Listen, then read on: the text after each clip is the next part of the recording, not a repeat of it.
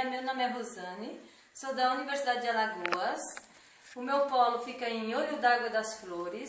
Hoje eu vou fazer uma apresentação do professor Emanuel Cunha, Projeto Integradores 3. O meu trabalho é falando sobre física mecânica. O que quer dizer isso, né? Que são os movimentos. Olha só, aqui é um cabo de guerra, né? Então, tá os dois, aqui tem ao lado dois corpos, né? Que estão puxando o mesmo peso. Aqui tem um outro movimento, que é ele fazendo, empurrando, né?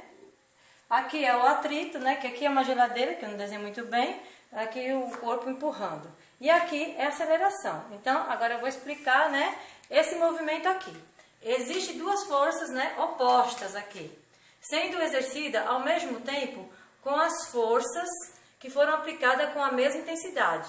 O carrinho não se desloca, mantendo-se sempre em inércia. Movimento, que esse movimento aqui é um movimento chamado-se estático. Agora eu vou falar para vocês sobre o outro movimento. Ocorreu um movimento de deslocamento, a partir do momento que ele está empurrando aqui, tá vendo? Então é para o horizontal, né? Na direção oposta à força aplicada, pois a força foi exercida de trás para frente, mantendo o deslocamento sempre na direção e sentido em que está orientada a força resultante, que age sobre ela, né? Agora eu vou falar para vocês sobre a força do atrito. Na figura apresentada, mostra uma geladeira em repouso. Aqui se chama-se o que essa força? Atrito estático. Em seguida sofre um movimento.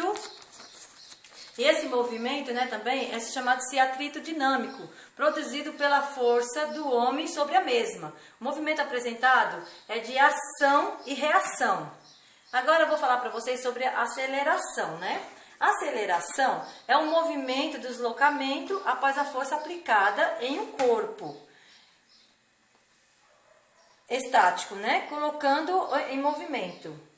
Agora eu vou fiz também para vocês aqui elaborei 5 questões, né? Falando sobre o seguinte, né? O que é o movimento estático, né? O movimento estático é quando um corpo está em equilíbrio, quando a somatória de todas as forças que atuem sobre ele é uma forma nula, ou seja, é igual a zero. Que nem essa daqui que eu expliquei para vocês aqui, né? Ó, do carrinho. Então agora eu vou falar para vocês. Me explique sobre a força de atrito, que é essa força aqui. É uma força que se opõe ao movimento dos corpos. A mesma é perpendicular à superfície e tem direção opostas ao peso.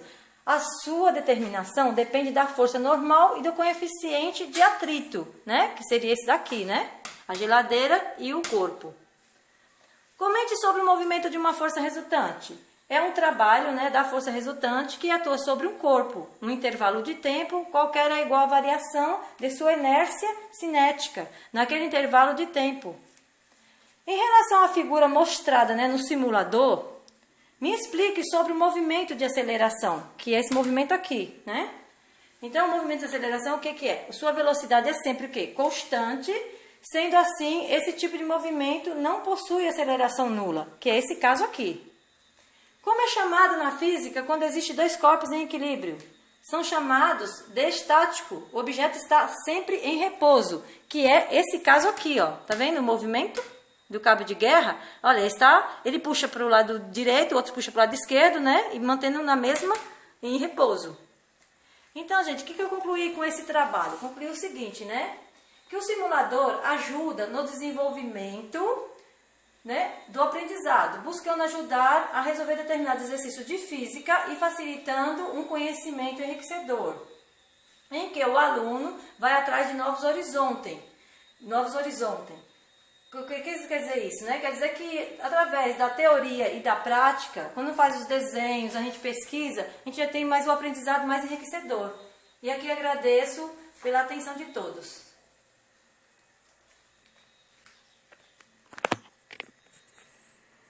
Continuidade ao meu segundo simulador. Meu segundo simulador, eu vou falar sobre o quê? Sobre o balanço, né? Então, aqui a introdução. O que está dizendo aqui, né? Aqui, o que tem aqui?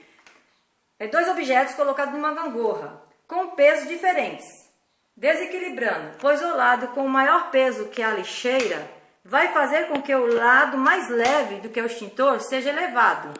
Agora, aqui nessa figura 2, aqui, ó, é o equilíbrio, né? O peso da gangorra, por estar equilibrado, ora a menina está em cima, ora a menina está embaixo, pois a menina pode produzir a impulsão para cima e para baixo. Agora eu vou falar com vocês sobre a figura 3, explicar a figura 3, né? Os pesos estão equivalentes, mantendo a gangorra estática, sem movimento algum, pois não há nenhuma reação provocada por qualquer um dos lados.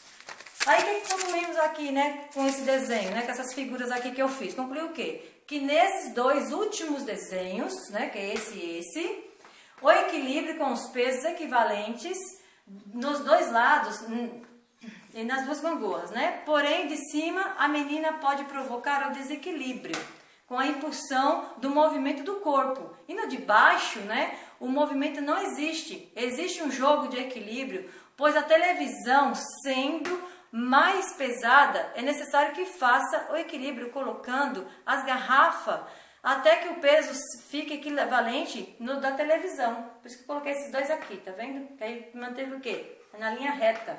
E assim eu concluo o meu trabalho.